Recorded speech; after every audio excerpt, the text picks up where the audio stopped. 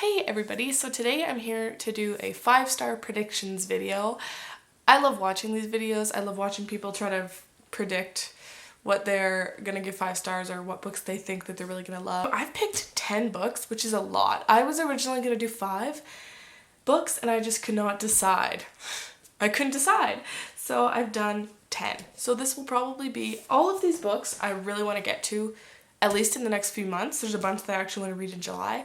So I'm hoping that by the early fall, I will be able to do my wrap up to this video. We'll see though, we'll see. I've actually ordered these books by highest average rating on Goodreads to lowest average rating on Goodreads, although there's not a huge difference between them. The lowest rated one is 3.69 stars and the highest rated one is 4.28 stars. So there's not a huge variant, but a little bit. I just thought it was interesting. So I'm going to start with the ones that, if you were looking at ratings on Goodreads and trying to decide what one you thought you'd love the best, these, would be at the top. Most of these books I've bought this year. Actually, a lot of them I bought in June. So of course I'm extra stoked for them and extra excited because I just bought them and I'm very hyped. There's only one book I think that I had before this year, and then the rest are all accumulated in 2019. But anyway, let's just get into it. Coming in at average rating 4.28 stars is Bloody Rose by Nicholas Eames. This is one of the only sequels I have on here. I have 2. I read Kings of the Wild at the beginning of June and gave it 5 stars, one of my few 5 stars of the year so far, and I really loved it, so I really wanted to pick up the sequel right away, and I'm gonna be reading this in July, hopefully.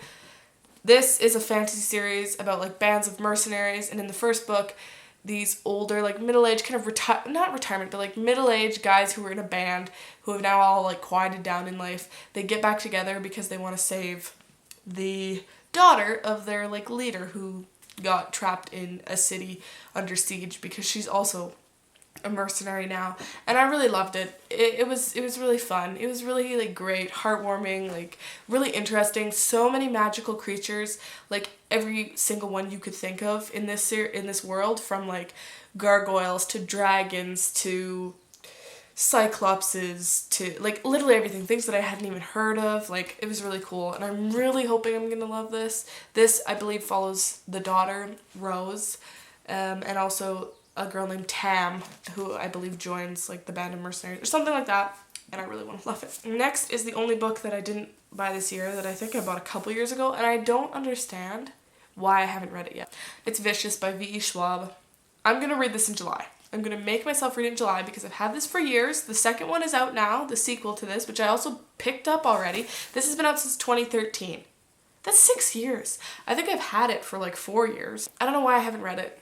I love V.E. Schwab. I really do. So I think I'm just scared that it's not going to live up to my expectations. Vicious follows Victor and Eli, who are college roommates or college friends. And in their last year at school, I think they start taking part in adrenaline-filled activities and near-death experiences and supernatural events. Because they want to try and develop superpowers, and then it kind of follows them 10 years later. One of them broke out of prison, another one is on a mission to eradicate every other person with superpowers. So it sounds so freaking cool, and I love Victoria Schwab. There are some books where you're so excited for them that you just don't read them.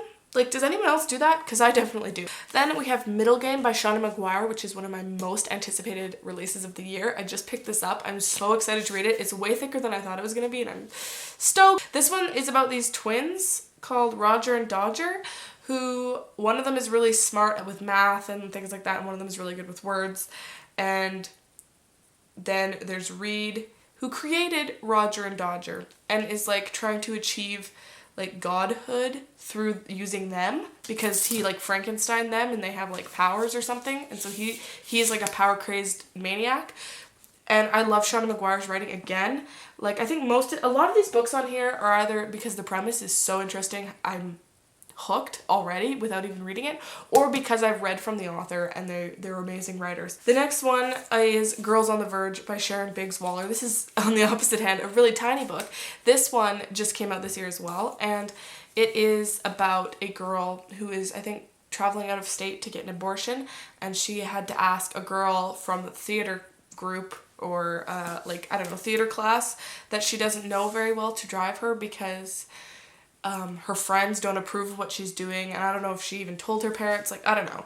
It sounds like it's going to be very timely, and very hard-hitting, and I'm ready for it. Next, we have the only other sequel on this list, Lair of Dreams by Libba Bray. I've owned The Diviners for like 5 years, and then finally this year I read it, and I really, really loved it. I think I gave it 4.5 stars, but I was probably feeling stingy that day, like it could have been a 5-star, and I'm just hoping that as the series goes on, it gets even better. And so this is the second book. This is my favorite cover of the series. You don't often see books in this like yellowy lime green like chartreuse color. This is a historical fiction series with like magical elements, and it follows all these kids like or young people in New York during like the time of this guy called Naughty John, I think, who's a ghost who's like come back and has started killing people again, and it follows all these different characters like that have something to do with it or are like living in New York City and going through this this time of Naughty John like coming and murdering people. This is the only non-fiction book I have, but I do enjoy like a good memoir once in a while.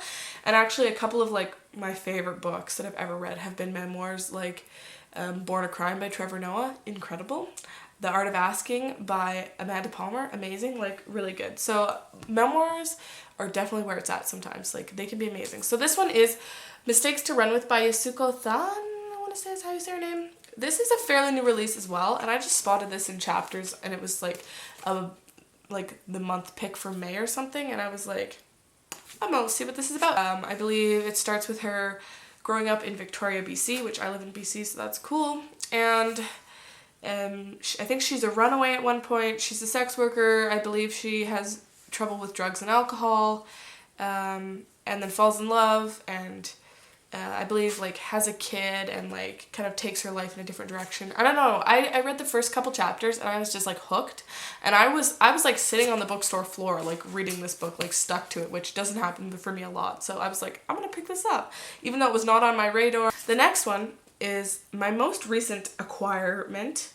in this list, and it is The Silent Patient by Alex Michaelides, I think is how you say his last name. I've been seeing it in bookstores for a while now, and I just keep looking at it, and this cover is just, it draws me in every time. So finally, I'm like, I need to know what this is about. I think I've actually read the first chapter or like read the description a couple of times, and finally I was like, I should just buy it and read it, because I'm always looking at this book. It is about two people who are married. They're both artists. One of them's a photographer, one of them's a painter, and then Alicia, she's the wife, just out of the blue one day murders her husband, and then never speaks again, hence The Silent Patient.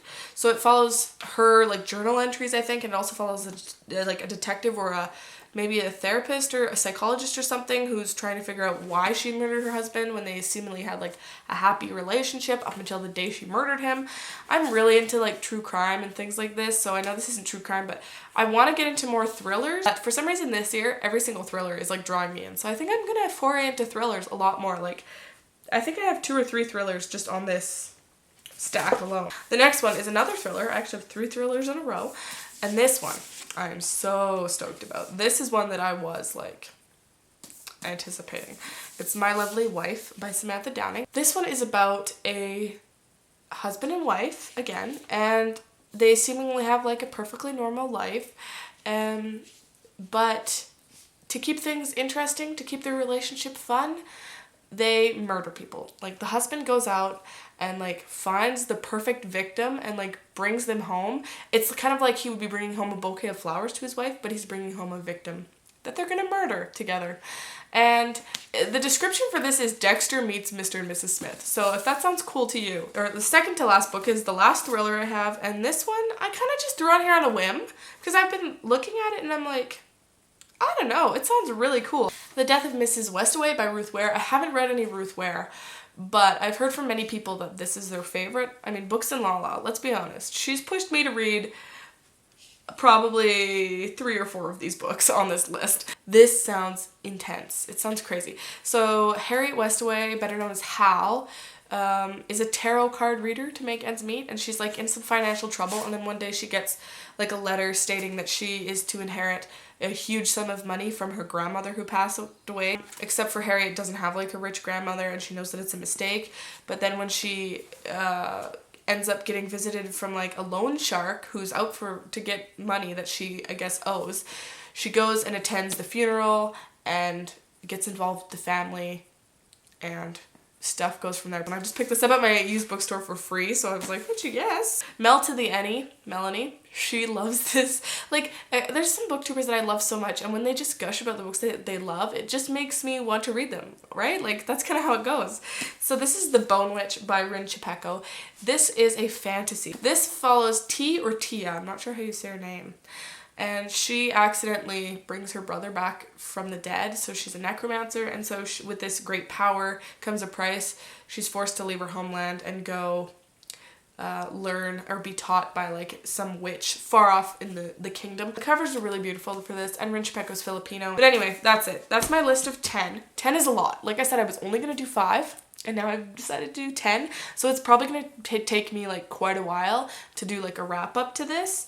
But I'm very excited to get to all of these. Please let me know if you've read any of these books and what you think of them, or if any of these are like 5-star predictions for you. And thank you for watching. I'll be back with another video very soon.